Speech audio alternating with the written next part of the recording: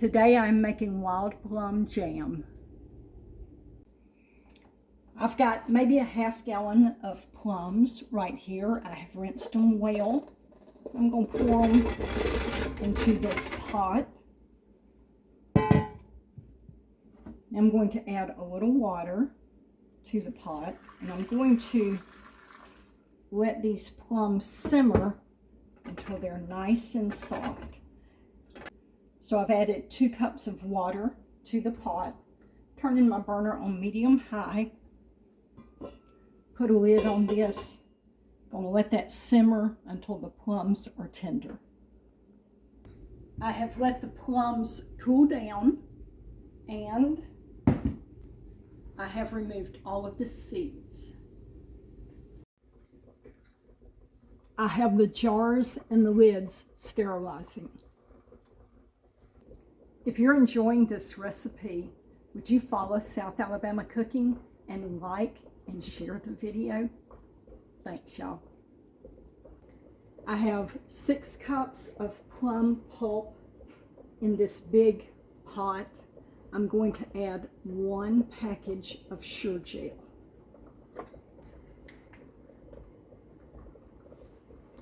I'm turning the heat on medium-high. I want to stir that Sure Gel into this plum pulp. Let this start heating up. Now I want to bring this to a boil. The plum mixture is boiling, so now I want to add 8 cups of sugar.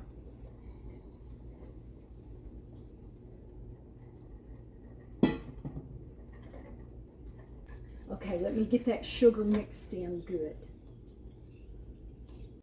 This needs to heat until it comes to a full rolling boil. All right, the jelly is boiling. I need to let it boil for 1 minute. I have a cookbook for sale. You can go to my profile page and there's information on how to order the cookbook.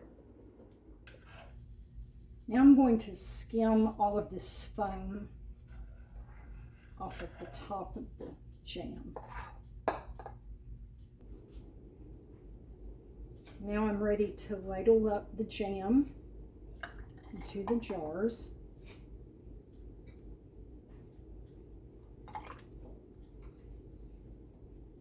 We want to leave about 1/4 inch of head space at the top of the jar. And that is so that the jar will seal properly. I have a damp paper towel. You need to wipe the lip of this jar off well. Make sure it's good and clean so that your jar will seal. Put on a sterilized lid, put on a ring, just tighten it down finger tight, okay? You don't need to tighten it with all of your strength, just finger tight. I am loading up the canner. I'm going to bring this to a boil and then let this process for 10 minutes. It's time to get the jelly out of the water bath. I'm just going to set it all right here on a towel overnight. They need to just set for 24 hours, and then after that you can store them in a cool, dark place. The lids are already starting to pop, y'all, and to seal. Maybe we'll hear them pop.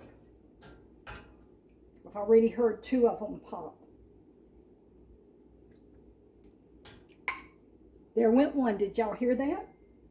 That is so neat. They are already sealing. Oh, there went another one, y'all. I'm so happy about that. All right, look at all of that wild plum jelly.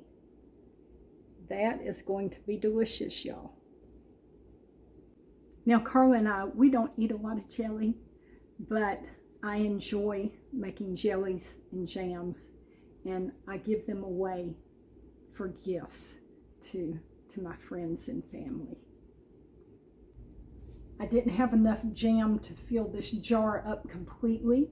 This is a partial jar, so I'm going to put a lid on this and stick it in the refrigerator. But first of all, let's taste it.